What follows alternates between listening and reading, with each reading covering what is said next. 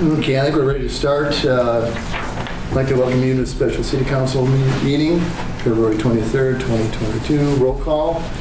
To my left, council members Dee Cragen, Jason Upchurch, Heather Newsom, Caleb Stapp, Lon Schultz, Community Service Director Roger Krieger, City Clerk and Treasurer Debbie Cragen. So you guys have all read that. We'll come to that. First, we're going to work on City Hall. I will start when Roger will take over.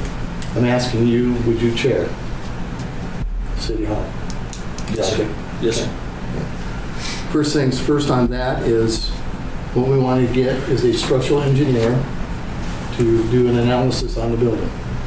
And then we can find out what our timeline is. If we have 10 years left, 15 years or 20 years left. So go ahead, Roger. Well, Tim asked if I just kind of add in kind of where things are at, and really where I added is back in April, if you recall, is when Caleb sent you guys all a memo about, the concept of City Hall and what to do and so forth. And so from that time, I actually penciled in that concept of $100,000 in the budget so that, and hopefully that's way more than we need, but I don't really know how much it's going to cost, but we put in the facilities capital improvement fund in your budget, so there's money there to, and basically I think it's a City Hall upgrade or something like that. It's pretty innocuous, but the concept of this building has been a discussion the 30 years that I've been here. The city acquired it, it's worked, it still works, it still functions. There are some issues, third floor, things like that, age, as Tim mentioned, structural, all those components that is really an unknown. And as I've tried to suggest to Tim and suggest to Caleb, and Caleb I met, and he's got a really good start on a concept for request for proposals, because really what you need, I think, or what I would suggest you need is something very similar to what the school district's going through right now with their schools, what the fire district did with their fire district bonds, is somehow you're going to have to come up with a solution to pay for whatever you do.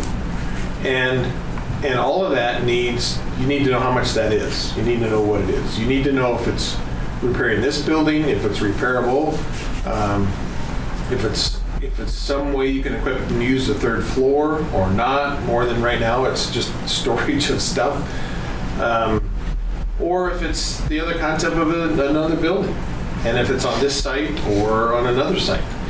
And so I would hope that the council would concur. I think there's been discussion. I know Tim's appointed Caleb so far, and I don't remember who else you said, or maybe it was you, to be on a committee to start down this path, because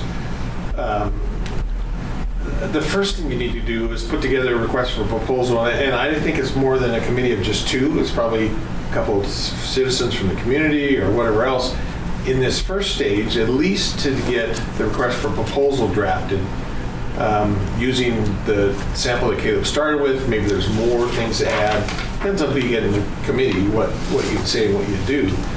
But that process is you advertise for a professional firm to come and, based on the guidance you give them, to give you proposals how you would get to the final result, be it a new building or be it this building. It's not based on how much you charge.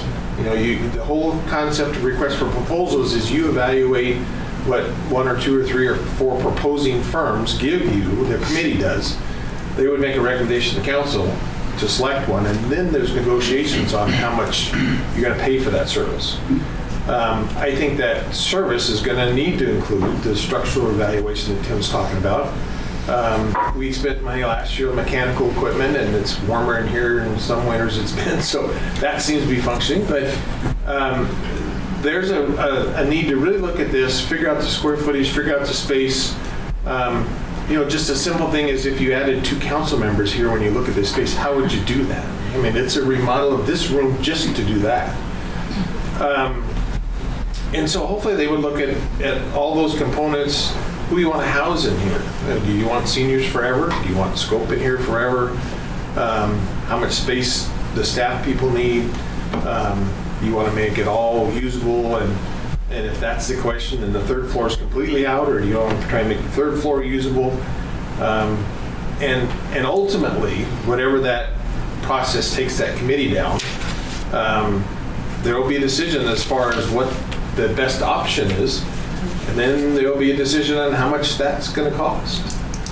And then the next phase is to try to figure out how you're going to fund that.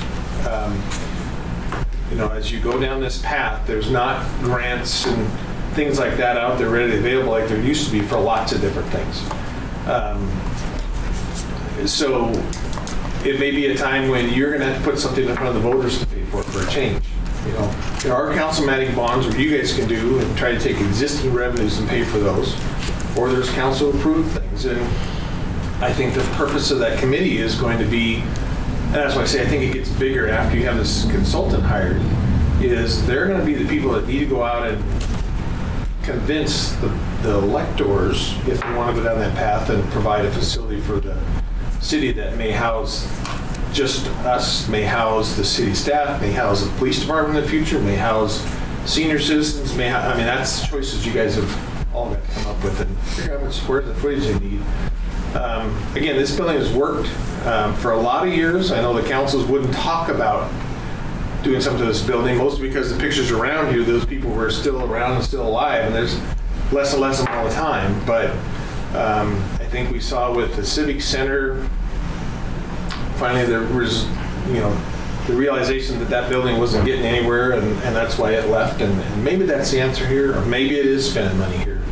But it's really something that I think Richie started, or not Richie, but Caleb started with a good draft of a request for a proposal that the committee, I think you need a couple more members. I think 4 or 5 is plenty to get that RFP set and put together. And then I think it needs to expand, because you're going to need those people to go out and help whatever that dish is going to be. So we've budgeted, there's money in the budget to start spending for that, and that's a task I think you have to get.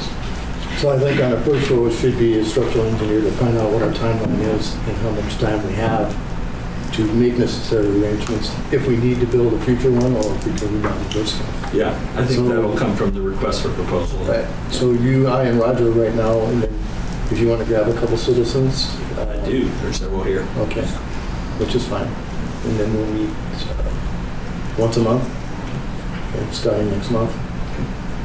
And I'll come up with a date, and I can hold you in the date, so. Okay. May I ask? Yes.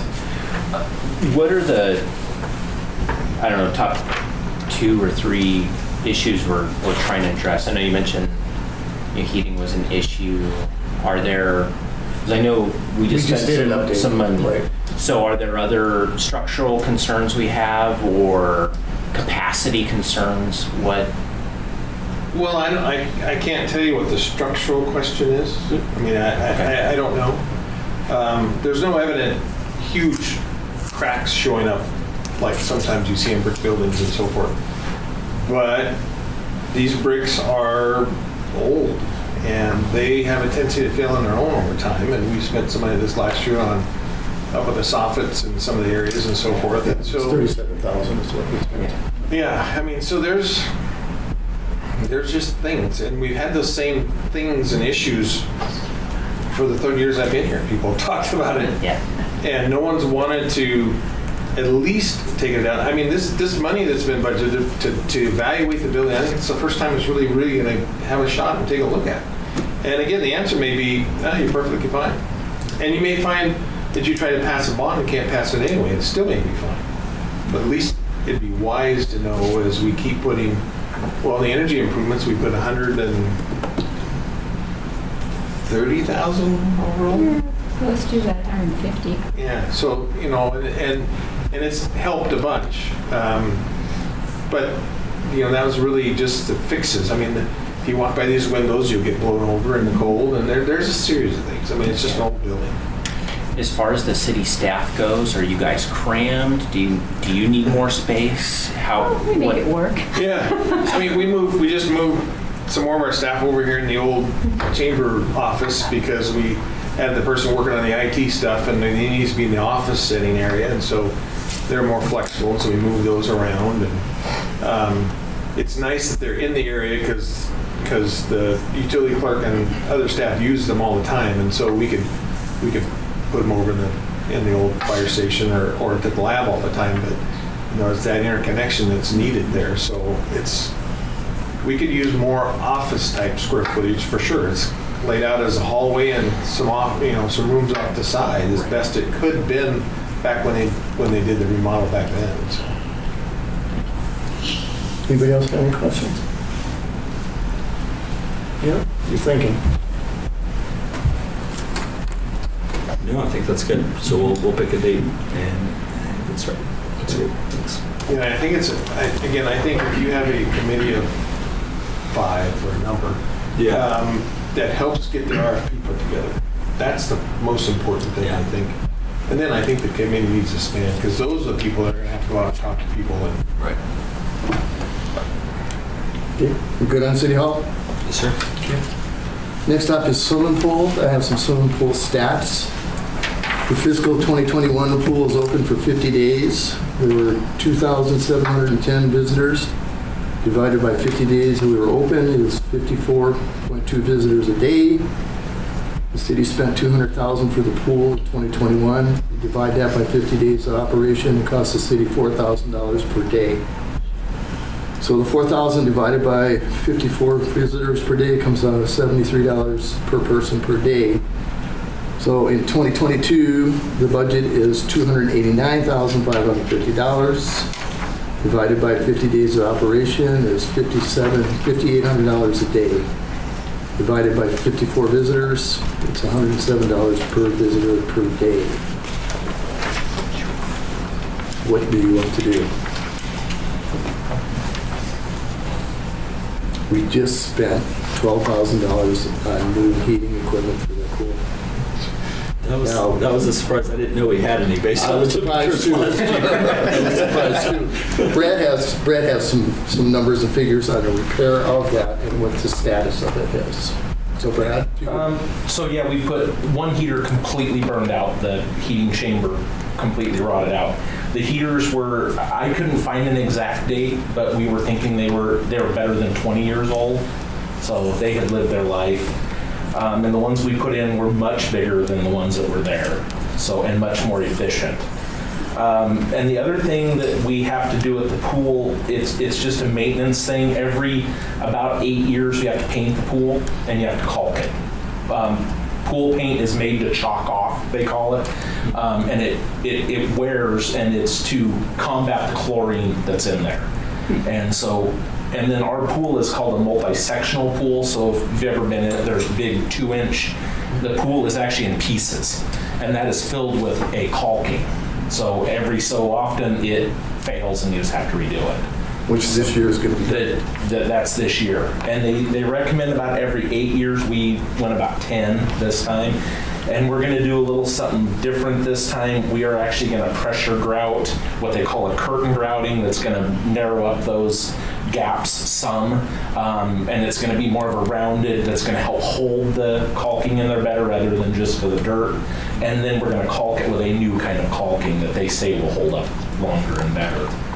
So those are a big thing. But in some of these numbers that are here, like I say, the heaters, that was a one-time purchase in 20 plus years. The caulking is only every 8 or 10 years, so some years are more expensive than others to run the pool, for sure.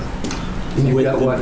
Oh, I'm sorry, go ahead. With the new heaters, would that allow us to operate the pool more days by warming the water a little bit? Well, it's tied a lot to the school schedule. You can, but the problem is when the kids are in school, you don't have any swimmers. Right. And our lifeguards are always either college students or high school kids, so they're going back to school too, so we just lose our staff. Yeah. And the days we've tried to stretch it out longer, our guards are there, nobody's there. Okay. So what's the longevity of the repairs you're going to do this year? You're looking 4 years down the road, 3 years down the road? Well, with a 70-plus-year-old pool, I can't tell you. the caulking and paint will live 8 years, but I don't know about the vessel of the pool itself. You know, every year we have a spot or two that fails, and we have to have it repaired. So, and in this year also, we have several spots that need to be, the cement needs to be repaired, and that's going to happen also. So, I wouldn't recommend closing it this year. I think what we should do is maybe keep it for a couple of years. It's just going to be up to you guys what you want to do. But I think if we have longevity of at least 2 years, it gives us time to come up with some figures for a splash pad. And I'm excited that we have some lead time to have that discussion. Well, the thing of it is some of the less fortunate people use that for their entertainment. Yeah. And I don't want to take that away. Yeah. No, we can't take that away. Everybody has to be treated the same. Right. And number one, it's 70 plus years old. I swam in there as a little girl. I mean, give me a break. It is old. It is old. Shut up. Anyway, one of these days we're going to have a major fail. And I would like to avoid that and focus on getting our splash pad in to replace the entertainment for the younger children. Teenagers, basically, from what I gather, they go to lakes. So it's the kids that don't drive and that use the water for entertainment. Do we still have all the paperwork and stuff from JUB? Do we have what? All I have that it on my desk. information from JUB? Yeah, I mean, and you got to remember that work that was done was to provide a splash pad Mm-hmm. to replace the wading pool. Mm-hmm. Had absolutely nothing to do with main pool. Okay. And so from a size and cost standpoint, I mean, they're whole different scales. And so if we were to try and do something for the main pool and make it just a splash pad, either you have something the size of the wading pool and then a bunch of grass, or if you tried to do a splash pad the size of the main pool, for example, you could probably take that number and then multiply by a factor of 4 or 5. Or at least, Yeah, yes. so it's big differences, you know. And Brad and I were talking today, and I don't exactly know where Tim got all the numbers and so forth. But let me explain to you how the parks budget is set up, because if you go back and look at your budget pages, and I didn't make copies, so just when you get back a chance to look, in the pool and in the parks and in every fund, you'll see wages and benefits in there. So Brad and his staff all have a percentage of their time charged against the pool on an annual basis. That's actually a monthly basis, but there's a percentage. I think Brad's 4% of his salary for the year goes against the pool. Travis's maybe 10%, and so forth. They're all spread out based on time studies were done years ago. So when you see the salaries and wages in there, the actual numbers, let's just go over the salary. Last year, the actual amount spent at the pool was $72,000 for salaries and salaries only. Okay, you're saying for just lifeguards, or are you saying That's including the whole thing. That's lifeguards and everything. Okay, so when you take our staff out of there, works out to $27,290. So our park staff, maintenance staff, $27,000 of their income for the year is based against that. So the actual cost for lifeguards only, was almost $45,000. Okay. So 52. It was 52. We budgeted 53. We I'm did just budget, using- we got the council's permission. well, and all I'm doing is that's what we budgeted. I'm just saying what we use. That's what we used, though. That's what But what we we use in our time and benefit spreadsheet is our guys' number was only $27,000. So you just subtract that from the 72. I'm just come round numbers, okay? So when you take that number plus all the other pool expenses, the all-in cost of running the pool, not counting our guys, okay, and their benefits, based on the budget document, was only $73,000. Okay, so that's the actual cost, not the budgeted cost, but the actual cost. And so we transferred that out, and when you divide it by the 50 days, that's $1,477 a day. Still a lot per day. But it's not as bad as the budgeted number, thankfully. Okay. Yes. Now, last year was a higher salaried year for the guards than we've had in the past, but I'm not going to tell you you're going to get any better deal than that anymore. Okay, so anyway, that just kind of gives you a round number. Then we said, let's look at the parks just for drill to see just the general parks cost. So we looked at the actuals for the year, plus we had equipment rental in there. But anyway, long story short, that turned out to be $301,000. Okay, so that's every park. That's mixed park, Swineyard Park, parents, all the grass part of the parks. Just for wages, salaries? That's So wages, salaries, the whole thing. Equipment. Equipment, everything. yeah, water, utilities, spraying supplies, weed control, all that kind of stuff, $300,000. And then we calculated 168 days of work in the park days based on our temporary parks guys. Okay, so they work April to November. April to November. So yeah, our guys might have been down there a few more days after that, finishing up or whatever else. Long story short, the cost for the parks throughout the town was almost $1,800 a day. So is the cost of the pool for those 50 days out of whack with the cost of the parks 168 days, you know? So it's a hard call. I'm not suggesting that either one's a cheap number, but from a recreation standpoint for everybody, I mean, is that out of whack or not? So just be aware of that. It's a number. Now the question is, yeah, you kind of have to look at it as we have 3 pots or 3 budget things. You have capital things that happen some every year, but big things. This year is a big year. Right. Painting, caulking, all that kind of stuff. And then you have the costs, you know, lifeguards, chemicals, water, power, all that kind of stuff. And then you have our staff. You know, so you have 3 pots to look at. If we didn't have the pool, our staff would have to get spread somewhere else because they're not going home. You know, they're going to be, you know, spread out to the parks or the streets or the water or the sewer or the something else. So it's really that parks, that pool staff and those costs to keep the pool open of that $75,000, call it that, 73, whatever. That's a real cost of what you're talking about in 50 days. Not the budgeted amount, but the actual cost amount. So this year, it's a lot bigger budget for sure, but I think 180,000 or 150,000 is the capital stuff. Capital stuff. That will be 1 in hopefully 6, 7, 8 years thing.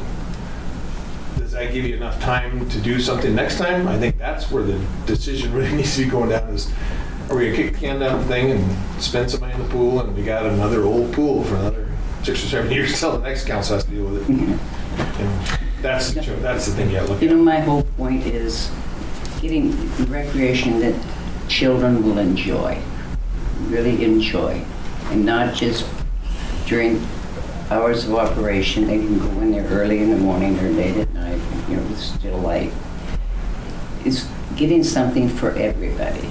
And the pool is deteriorating. I don't care how much you argue, it is deteriorating, like everything does with age. I'm an expert on that. Anyway, that's my whole point.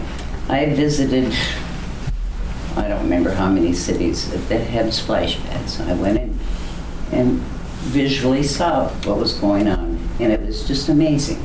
All the kids, their parents, even teenagers were in there playing. And we don't have major upkeep. There is some, but not major. We don't have to have lifeguards. We don't have to have that much control. And that's my issue. I want something for everybody. Jason, you got it? Just a couple questions. Brad, what are we talking about in terms of cost for painting and the caulking? So 130. the caulking was, I got the painting was $40,742.89, and I believe the caulking was right about $52,000. Is that something that like really has to happen this year? Yes.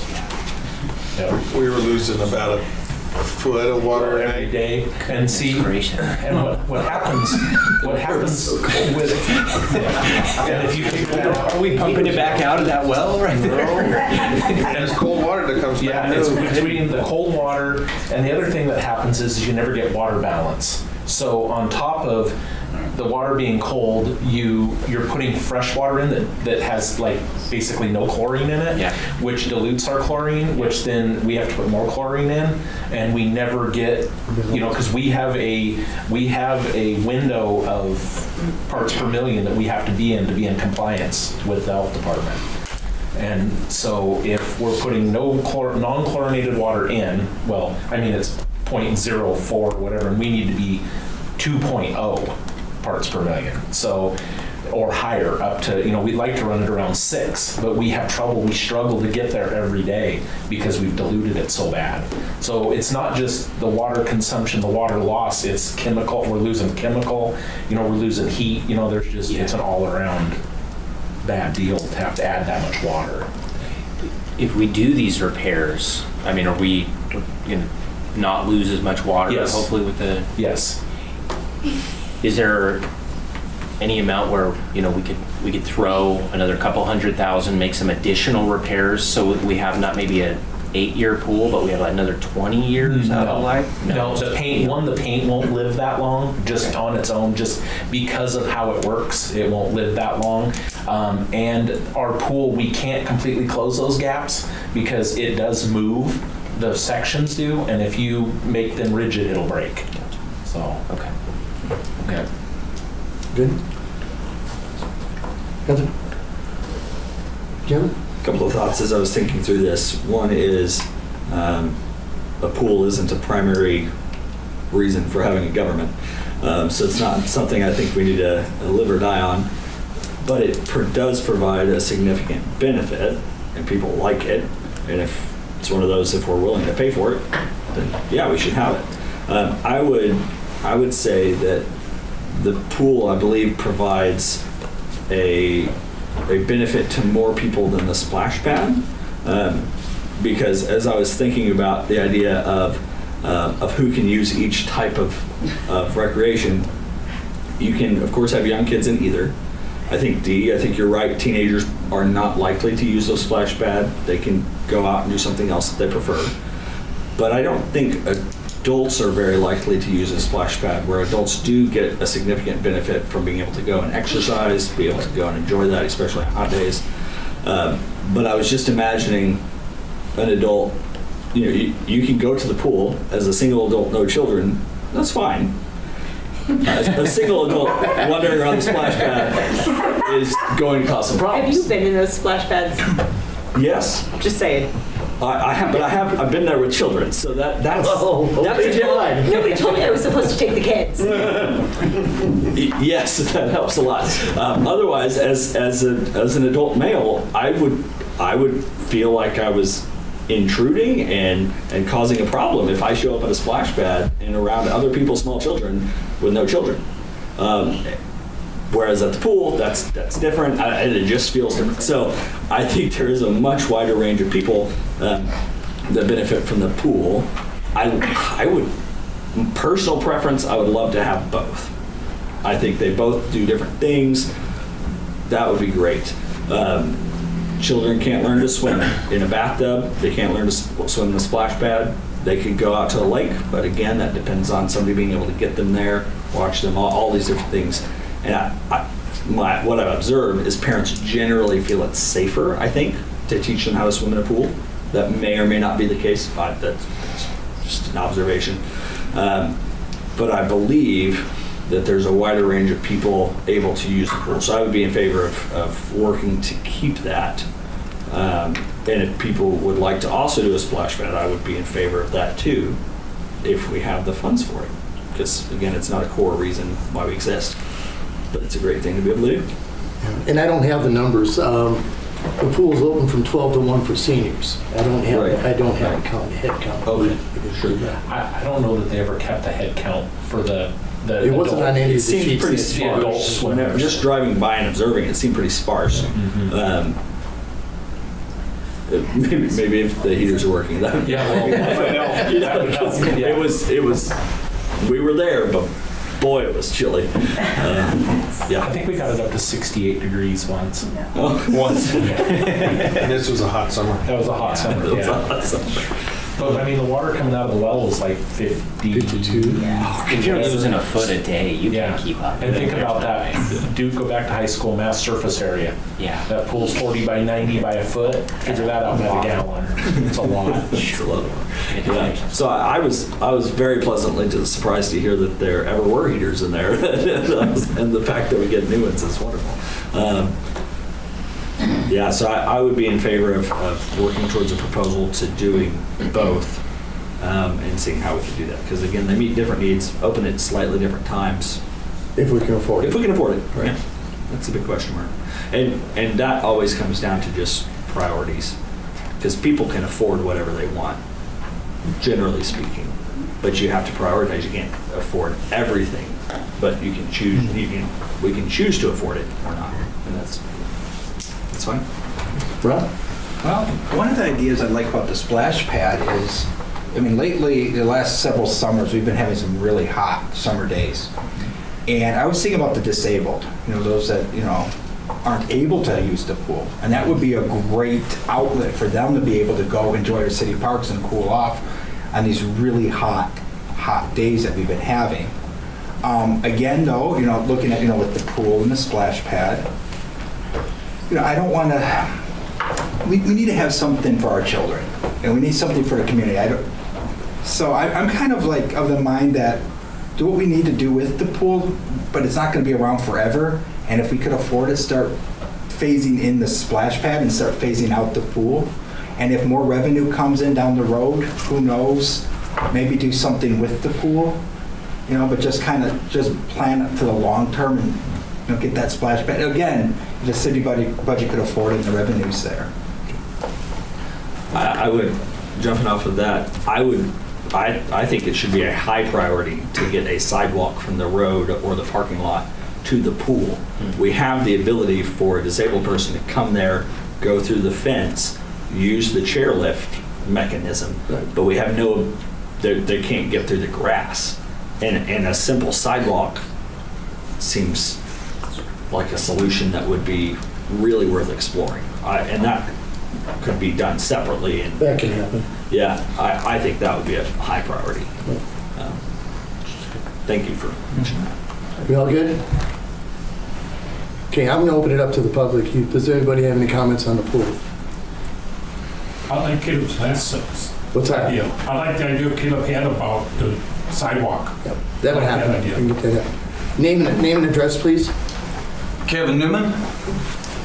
So, yeah, I'm a local business owner, and I got a pile of monkeys that go to these schools. But I've also had private conversations with some of the council members, ex-councilman Richie here, and Jason, and Caleb as well. And I'd love to individually speak to the rest of you as well. But the major topic that comes up when I discuss things or our plan here at Deer Park with councilmen, and I think that's what's actually kind of missing from the conversation. I think these are all kind of small individual fires or points. And I think the real question is, like, for example, this one here, the real question is, do we want to be a town that has a pool? I don't think it's really about the money. I think it's about, do we want to be a town that has a pool? And do we want to be a town that has a vision?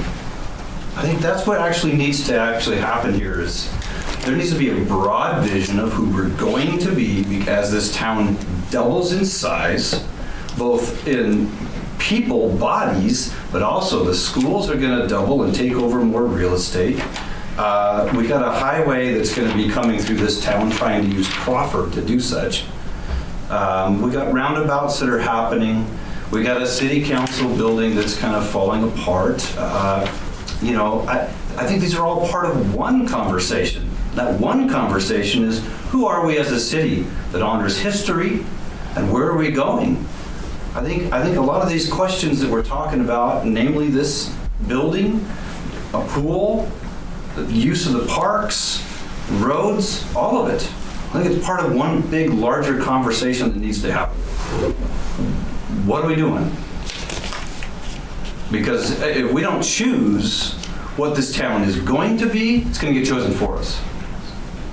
Good point. As people just move out here, build more, and then it's like Seattle, whoops, we need more roads. Whoops, we need more facilities. Whoops, we should have built a pool when we had the chance. And now we got people that are finding other means because this town is behind 10 years. So, yeah, I'd love to open up that conversation at a later date. Thank you, Kevin. Hi, Mary Volpe, 213 North Vernon, and I've lived here about 3 years. And it wasn't until I happened to notice on Facebook last summer the call for lifeguards. I didn't even know Deer Park had a pool. So actually marketing and getting the word out to perhaps newer residents might help increase that head count. Because if we don't know what's there, we can't really use it. And yes, we can say people should go and find out by themselves, and that would be great in a perfect world, but we don't live in a perfect world. And we have to meet people where they are, not expect them to seek out. And I think if we did a little bit of that and understood that, I think we might, help with some of that per head cost coming down. Thank you. Did you have a comment? Yes, ma'am. Brandon. Okay, I'll be nice this time. Okay. Brandon Warren, 315 East High Street. I made a comment at the last meeting that I said your downtown business district looks like something right out of the Great Depression. I wasn't trying to be mean, I was being honest. And we're just talking about the pool right now. I'm a disciple of Walt Disney as far as the vision. And I think Deer Park, this whole community, I can agree with this gentleman, it needs a spark. A few years ago, Councilman Scholes took me to Caldwell and some of these Chewelah, some of these other communities that you're competing with. Just their appearance is miles ahead of Deer Park. So if we had a newer pool or a splash pad or something for kids to do, of course I made a comment at the last meeting about that as well, I think that could lead to a spark.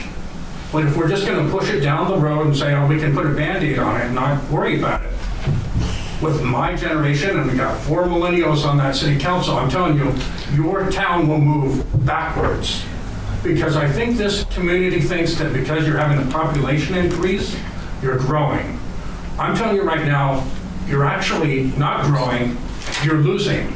You're losing your newspapers, you're losing business opportunities for several reasons. So I think if you took an aggressive approach, got a pool, got a splash pad, made that a priority, I think that's more important than a city hall, even though that's important too. I really think you'll attract, maybe if they don't even move here, but someone will see it and say, okay, this town didn't like to invest in itself, but now that's changing, maybe they'll start investing as well. I just think it's really, really critical. So I'm for the pool before City Hall, but City Hall is also important. Thank you, Brandon. Richie? Richie. So, my kids love splash pads. We go into Spokane usually multiple times throughout the summer.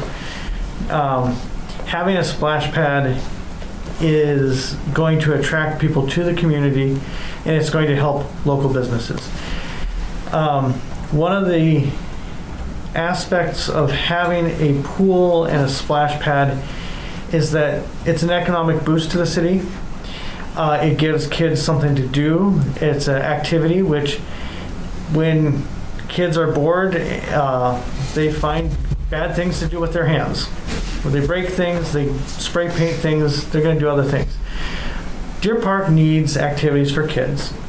So things like the skate park, the pool, having those opportunities, the disc golf, having those opportunities for kids to do things is important in one way to counteract the need for additional law enforcement. So that is one aspect. Economically, that draws people into the area by having unique features that they don't have to drive all the way into Spokane for. So, if they're going to go to splash pad in here, they might just stop at Yokes and get their stuff instead of going in to get stuff at Fred Meyer and go to the splash pads there. So having more of those things here is going to help law enforcement, economic development. Like Kevin was saying, Deer Park is missing an overall vision. We really do need to have a plan for the city, working with the Chamber of Commerce, working with the city, working with the library district, working with, put together a vision and work together to get to that point. So yeah, that's what I was gonna say. Thank you. Jim? I did a lot of patrols around all the parks and around town this summer, but when the pool was open, I had fewer problems out of the kids at Swinyard than when the pool's not open. The noise was down. They were easily to get them to pick up after themselves. Sometimes I told a few kids, hey, if you don't clean it up, you're not going to go swimming. They didn't know I had nothing to say about that, but they cleaned up their mess. But if you keep kids busy to do something that's good, they're not going to get in mischief. And that's what I've seen with the pool this summer. So I like the idea of both, to be honest with you. Okay. Because it makes what I did easier. That's the most important thing. Can I ask you a quick question? Yes, Brandon? I know we're talking about the pool specifically. Are we also talking about Swinyard Park, or is it just the pool we're focusing on? We're coming to that. Oh, okay. One last thing. Just Hazel. Older teenagers can go to lakes and do all this stuff. A lot of the teenagers that use the pool right now are the 12 to 15-year-olds that can't go anywhere. Their parents are working during the day. They don't have anything else to do. All they have is the pool to do during the summer. And those are also the same kids that are not going to use a splash pad. So I'd really like to see both would be great, because there's that gap age, which affects some of us more than others. Well, you live right next door to it. I do. So you get to see more than we get to see. I do, and I love seeing the kids there. I love seeing the teenagers there. My son wants to lifeguard there. My daughter learned how to swim there. It makes me happy every summer listening to all the kids laugh.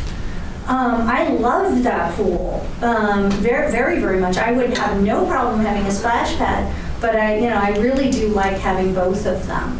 And I think there's like I said, there's that gap age that people tend to forget about, and they're the ones that cause a lot of our problems out in there, because the older teenagers, they're in their cars and they're out of here.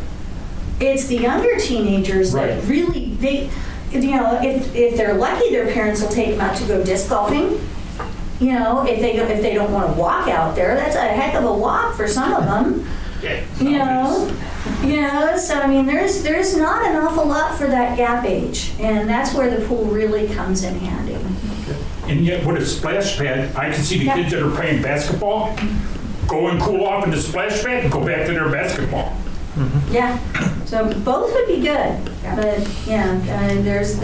just think that's a good thing to think about as well. Thank you. Thank you.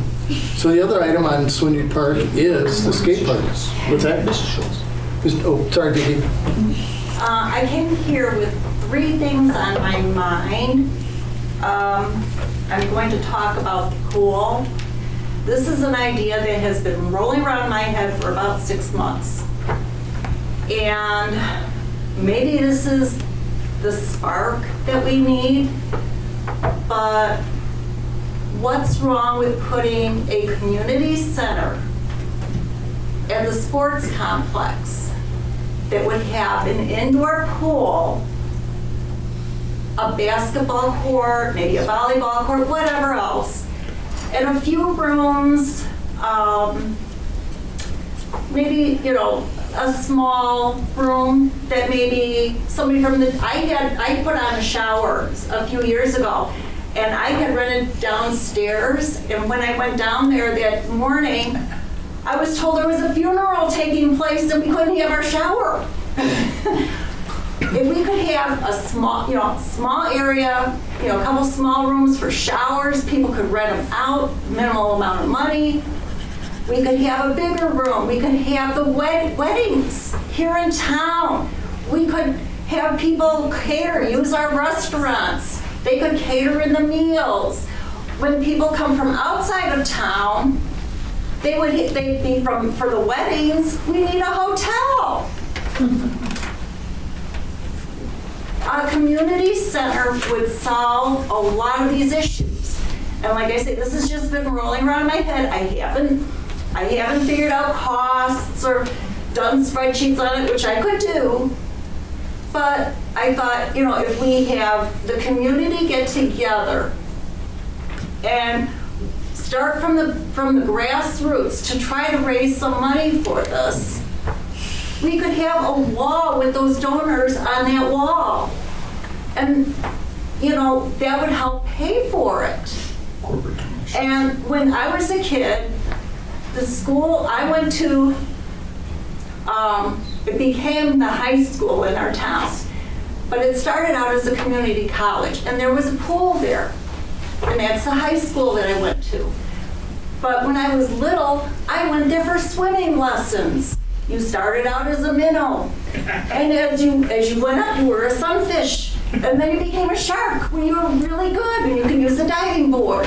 I mean, that could be income too. There's a lot of things that you could look at with a community center, and those are just a few ideas. Like I say, have places for people to meet, and a minimal amount that they could, people complain that the fire station costs so much to rent a room. If it belongs to the community, would they be willing to maybe put $50 down on a shower, a nice room for a shower, or $500 down for a nice room that they could dance and have a reception? There's a lot of things that can be done with a community center. That's all I got to say. That's my first point. I'm done. Well, you're heading down the same road that I was. We have the skate park. What shape are we in? Terrible. So that skate park, it was here when I came here. What year, Roger? Put that in with a grant, probably in the late 90s, I would guess, somewhere around in there. 99, 2000. So, and all of that stuff again has a shelf life, longevity of being out in the weather, and just being used. And the stuff on the top of it is called skate light. It's kind of a brittle carbon fiber kind of material. It's very difficult to work with. We figured out how you do it. That stuff is about $300 for a 4x8 sheet. And one of the biggest problems we're having right now is that skate park is basically scaffolding, like that you stack together to work off of, and then it's welded together, and the feet are pushing through the asphalt. So it just from asphalt gets hot, you put that much weight on it and it's pushing through. So things are getting unlevel, and we've tried to level it, but you can only level it so far before things get crooked.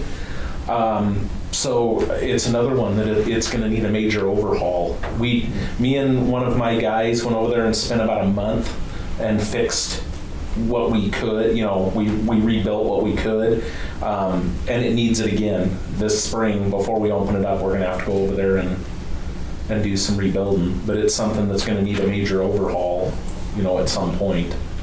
So sooner than later. What about moving it? I have looked into moving it. I've talked to Knight Construction. They said that there will be a cost to it. And then we've got to put it somewhere that needs a good firm base underneath it again, whether we do cement or we do asphalt again. So, that's another option, is to move it. Did you look into not moving the existing structure, but building a new one out of concrete like most cities have? I've never looked into really price-wise. I do, me and Darren Schroeder from Bicycles by Darren, we have been in contact with a gentleman. Darren's really tight with him in the BMX world. He has offered to come up anytime we wanted to kind of give a go-through of what it would look like, what it would cost, you know.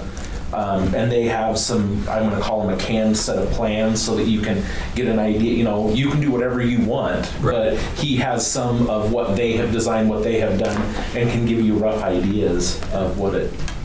It would be really great to just hear what one of those costs. I find those much more visually attractive. It seems far more useful with lower maintenance. Lower maintenance, especially. Yeah. I mean, my son, I've never skated myself, but my son was big into scootering, and we were in skate parks in Washington, D.C., Chicago, all over Portland, Seattle. I've been in more skate parks than you can. I mean, we took his scooter apart and hauled it with us to Washington, D.C. on the airplane. And so cement ones are the way to go. I mean, if you're going to step up and you're going to spend the money, an in-ground cement one, it's less noise, there's less upkeep. If you're looking longevity, they're the way to go. A little harder on falls, though. Yeah. Better learning opportunity. Yeah. Yeah. This one was done back in the, like I said, late 90s with, basically, there was a skate park committee working on that with one of the council persons, a bunch of volunteers, and what came out of that was a wooden set of equipment that when we went actually out to try and bid on things, that wasn't really the option that came up, and so we found this product out of California. Met what we were looking for, cost more, done with a grant again through county parks at the time. But it was extremely expensive, just what's down there, you know. So, yeah, it's a lot bigger money to go to concrete for sure. But that's, at that time, the council didn't have that kind of money. Can you check with Darren? and Yes, see if you no, can come up, I still have that guy's email address, and come up with like a square footage? I know that one's about 100 by 100, roughly. You know, what's there now. It's too small. Yeah, it truly is. It's for, The amount of kids that are on there. you know. If you had a real one, you'd have 10 times the use. Yeah, well, we were in one in Chicago that is right outside of Soldier Field, and if you could imagine, it was from here to the Froyo stand down there. It was 6 city blocks long. Wow. It was giant. It was the biggest one I've ever seen. Huh. And, Right in Chicago. right downtown. Yeah. The but, one in Hilliard is packed. oh, it was crazy. All the time. Yeah. But, and you know, the other thing I guess you look at is if you're going to take this one and you're going to move it, you're going to put a cement slab that big anyhow. So you take that cement slab and then make holes in it to make bowls. I mean, if you're going to move that one, I don't see where it'd be a huge amount more expense to make an in-ground one if you're going to start out with a big flat cement slab to begin with. So, and then you've got the expense of moving that one and repairing it when you get there and everything else that you need. Because there's not many years left to that. No, because a lot of the cross iron where those, because they bolt down with self-tapping bolts, and a lot of those, the only way to get them up is you tear it up, you cut the bolts off, and then when you go to re-drill them, there's only so many spots you can re-drill before you're drilling through the other bolts, and then that doesn't hold anymore. So we're to the point now where we're going to have to tear them out, cut them off, weld new iron in, and then put it back together. And the other problem is that skate light is extremely flammable. So we've went over there and done some repairs, and it goes off like a Roman candle when you start welding around it. So you need to strip the whole ramp and get all of it away from you, do all your welding and repair, and then put it back. You know. So we have something for teenagers that's highly flammable. It's highly. You can't light it with a big. Oh yeah. You can't do it with a big lighter. You can't do it with a big lighter. But if you get over there with an arc welder and we start welding iron in, it will. Sure. Well, I mean that's a little bit higher grade arsonist. Yeah. 10 times. Yeah. So it's a project. So there's some things to think about. Okay. Do we want to meet again at another workshop in March? Get some ideas rolling? Get something going? Okay. Late March. March. Yeah? Okay. Okay. So this is good. Let's get something going. We need to invest in Deer Park. We have, what I was thinking is like Vicki said, a community center out at the sports complex, indoor pool. I know, Dee, didn't they do that in 2004? Didn't you guys get a price? Yes. It was, I mean, she must have read the study because it was indoor pool, a couple little water slide things, gymnasium, exercise room, leasable space. She had it all laid out. Yeah.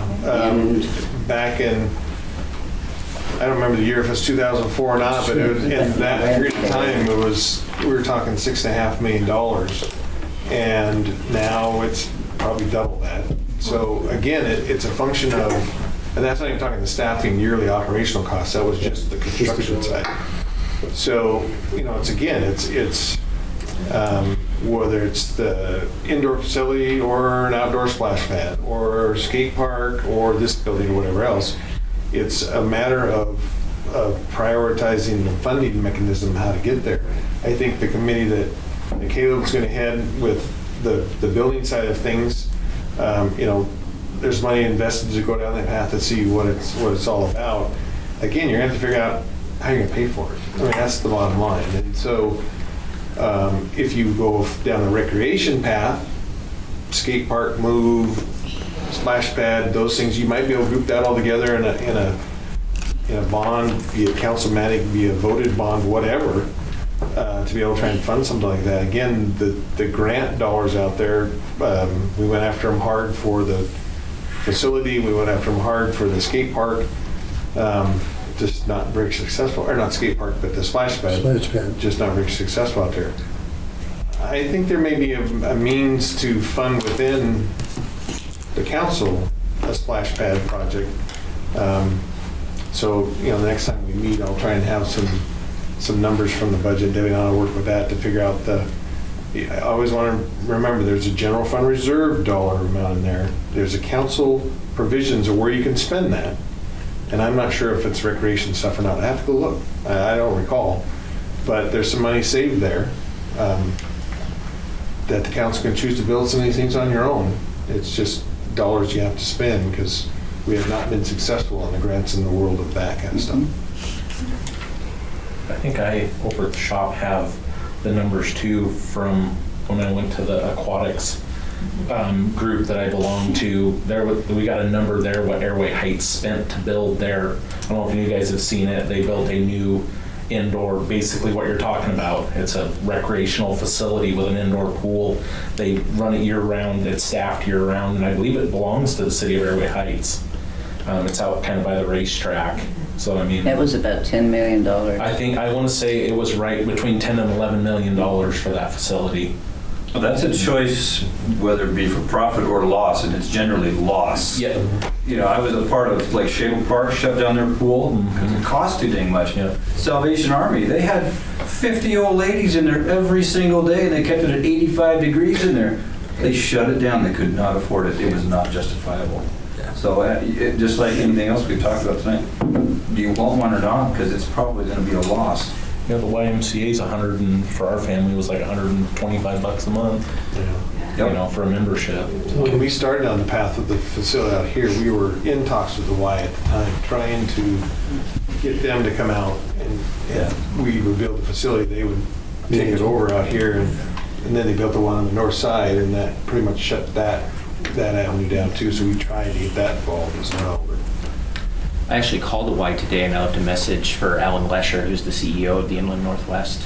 And I didn't talk to him, but whoever answered the phone said they would be very interested to talk to us. So I don't know what that means. So I know that the Spokane County, a colleague of mine, Sarah Fitzgerald, is a director for them. And when they built the one right there at the north side, I want to call it the Hatch Road Pool. They tried to get the Y involved in that one, and they said it was too close to their YMCA. So, maybe 8 more miles north. I mean, who knows what it would do? And theirs are both. They're north and south. They're both, seasonal pools. Yeah. I'm a much bigger fan of private entities doing a lot of this work. I don't think it's core government work. We can choose to pursue it if people want to do that, but it's not our core mission, and that's important to remember. He's looking at you. Oh, me? Yes. Okay. Would you be interested in being on a committee, Vicki? What? You heard me. Do you want to be on a committee for a building? It was your idea, you guys say yes. Oh. You can't say no. I'm going to get hot. I'll talk to you, shoulder for dinner. Vicki, I'll talk to you some more on it. Yeah, later. well, I was gonna say something else too about parks. Go ahead. This was another one of my little ideas. Last meeting, you were talking about the Shamrock Glen development that is going to be going in. You've also, that's gonna be very close to Hope Meadows. And I look around that area, there are no parks there. There's, In Shamrock Glen? well, where the new subdivision is going to go, off of I or H. Steve? So Are you talking Old Viking homes? Old Viking? She's talking about I Street or H Street and between H and I, off of Main. The subdivisions are going in. Across from the other side of the junior high. Yeah. Oh, Dalton Creek? Caldwell? Well, No, Yes. behind the, That's commercial, that's, right here. Two old men, isn't it? Is that a subdivision? That's what she's talking about, though. H and Main. is that by Taco Bell? yeah. Yeah, that's Oh. commercial. Oh, that's commercial. Yeah, then- They don't need a park. Okay. Yeah. Well, what I was going to say though is that with Hope Meadows, I don't know if anybody's really ever driven through there. But there's a lot of kids that are playing at the streets there, and Habitat didn't give those people a lot of room to park. So there's a lot of parking on the street. And you have little ones, I remember a 2-year-old running out in front of us from behind a car. And I'm thinking, do we need something in that vicinity? Possibly just buy a piece of land and for thought of a future park to get those kids out of the street, because somebody's gonna get killed. It's just that way. Those streets are so, they're, like I say, they're parked. The houses are fairly close together. You put a little snow out there and oh my gosh. And there are a lot of kids around there. I'm really concerned about that area. Okay. Roger, in their next phase, are they required to do a green space? Habitat, if that's the one we're talking That's what about. we're talking about, with Habitat? Yeah, so- Their general area, there's no place for Function of the kids to play. contractors. So their subdivision in our parks plan they fall within a circle where the junior high meets the quote needs of that subdivision for park areas, for required park areas. Just south of that, interestingly enough, the one that's going to be called Dawson Creek, that's on the hillside above Colville Avenue. That's another one going in that they are outside of a required green area, so they are required to provide some park space, an acre park space, about an acre and a half, in that subdivision in the second phase. And so Shamrock Glen's putting one in, Deer Park Meadows put it in. So there are places around town where they're required because there isn't park area within the vicinity, and then there's some areas that aren't. The subdivision going up along by the golf course doesn't have the requirement because of the green space in our parks plan is the golf course area that's a public facility. So it's not really a playground, but it meets the intent of what the comp plan talks about relative to park areas. So we do require them.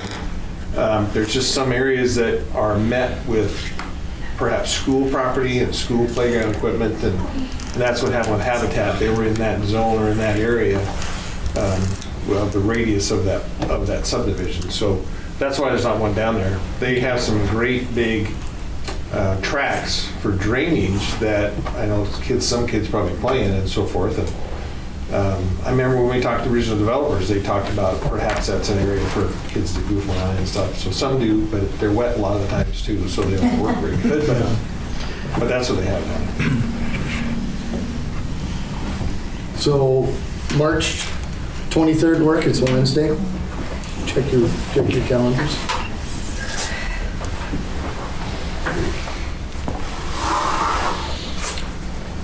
Another workshop, that work for you? Eagle, that work for you? Yes, Tim, ma'am? for Caleb and the building committee one, do you have to, I'm not sure how you appoint committee members, if you have to get them confirmed here or how you have to deal with that, but that should be, we should focus on that one because I know Caleb's got a good start on that to get that RFP stuff going. Yeah, I feel like we could finish the RFP in one meeting probably, unless somebody notices things that we're really missing. It's close to being. We can leave that a separate entity from what this is. Yeah. And then what the workshop is. You're good? Are you good on the I'm 23rd? still checking. Sorry. It's taking What is holding you up? It takes me started talking like to him? 5 minutes to log in. Yeah. That too. Yes, sir, the 23rd will work. Right, that work? Yep. All right, 7 o'clock here, workshop. Then with you, Caleb, on this City Hall, and Roger and I, him and I will talk and we'll get a date. We can meet with you.